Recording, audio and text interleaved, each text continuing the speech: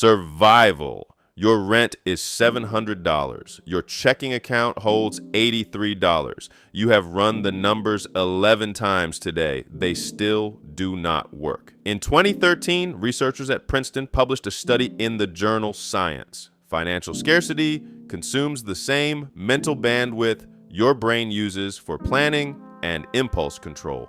The effect measures at 13 IQ points. 27% of American adults have no emergency savings at all. 59% cannot cover a $1,000 emergency from savings alone. The payday loan place is 2 blocks away. They charge $15 per $100 borrowed on a 2-week term.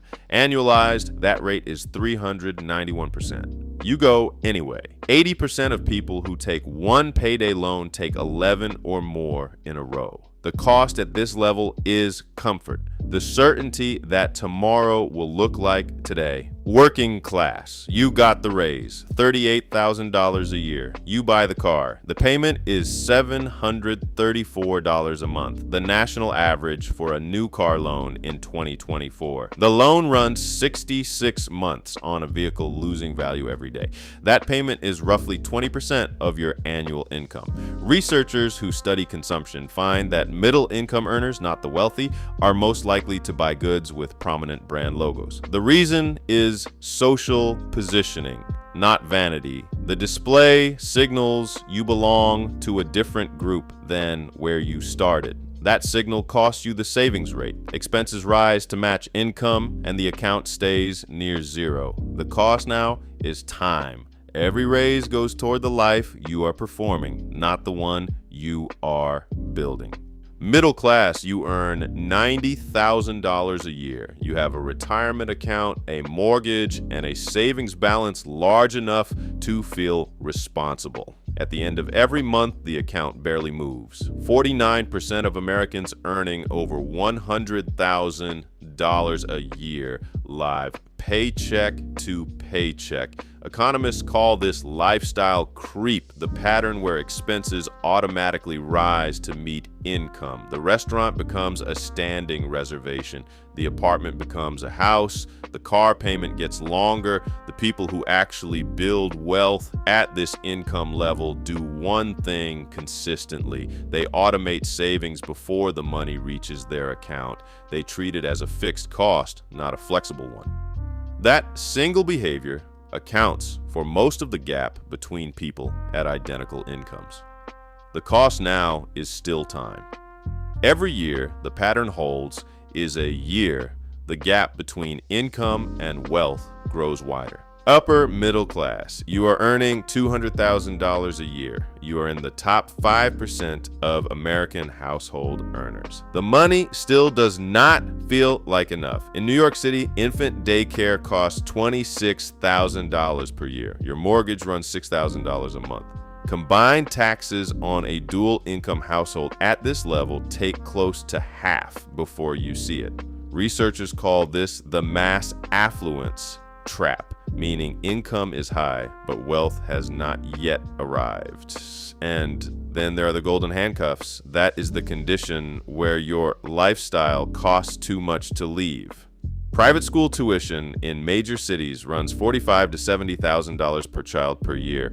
The house requires this exact salary. You built each piece one reasonable upgrade at a time. The cost now is freedom. You have the income, you do not have the exit. Millionaire. Your net worth crosses $1 million.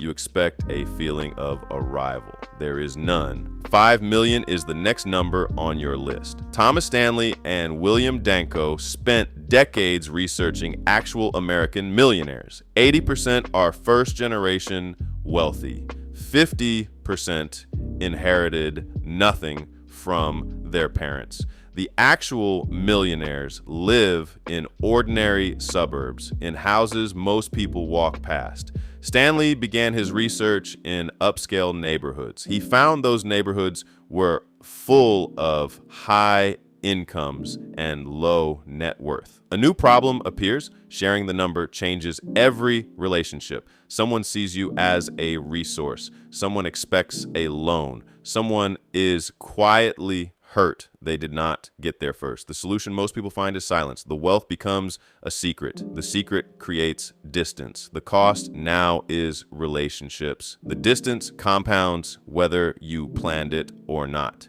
Decamillionaire. Your net worth clears $10 million. You are inside the top 1% of American households. There are roughly 821,000 people in the United States with net worth above $10 million. The money now works harder than you do.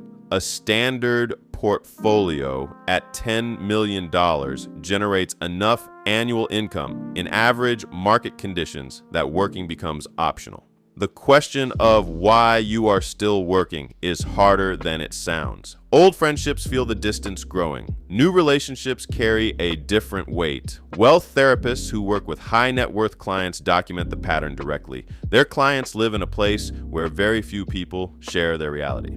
They cannot be certain whether people like them for who they are or for what they represent. The trust problem does not shrink as the wealth grows. It becomes more precise. The cost now moves from relationships into something harder to name. Ultra-affluent. You have a staff now, a travel coordinator, a household manager, a dedicated financial team. In 2024, there were 8,030 single-family offices worldwide. A single-family office is a private firm built entirely around one family's assets, logistics, and legal affairs. The minimum threshold to open one is typically $50 to $100 million.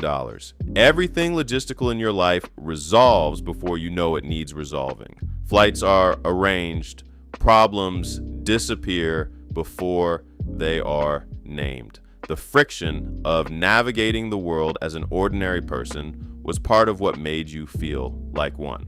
When it disappears, something goes with it. You become, by degrees, less equipped to understand what ordinary life costs. The cost now is identity. The self shaped by solving problems has been outsourced. What remains is the self that is served. Centimillionaire. There are 9,686 people in the United States with over $100 million in net worth. You are one of them now. Every room you enter has been prepared. Your preferences are known before you state them. Your opinions go uncontested. Wealth psychologists call this the reality bubble, meaning everyone around you has financial incentives to agree with you. Humans calibrate honesty to incentives without deciding to. The feedback loop through which you once updated your understanding of the world gets quietly compromised. Your foundation gives away significant sums. The causes matter to you. The donations reduce your tax liability. The naming rights on the building open a network you could not otherwise enter. These motives are not mutually exclusive, and you know it. The cost now is truth. Someone who would tell you your idea is wrong because they actually care whether it works. Billionaire. There are 813 billionaires in the United States. Warren Buffett paid $31,500 for his Omaha house in 1958. He still lives there. His net worth exceeds $100 billion. You have what you pursued. You are no longer the person who wanted it. Your car is waiting. You pass a young man at a bus stop staring at his phone. You remember $83 on a cracked screen. You left something at every level. It did not follow you up. The climb was real. So was the cost.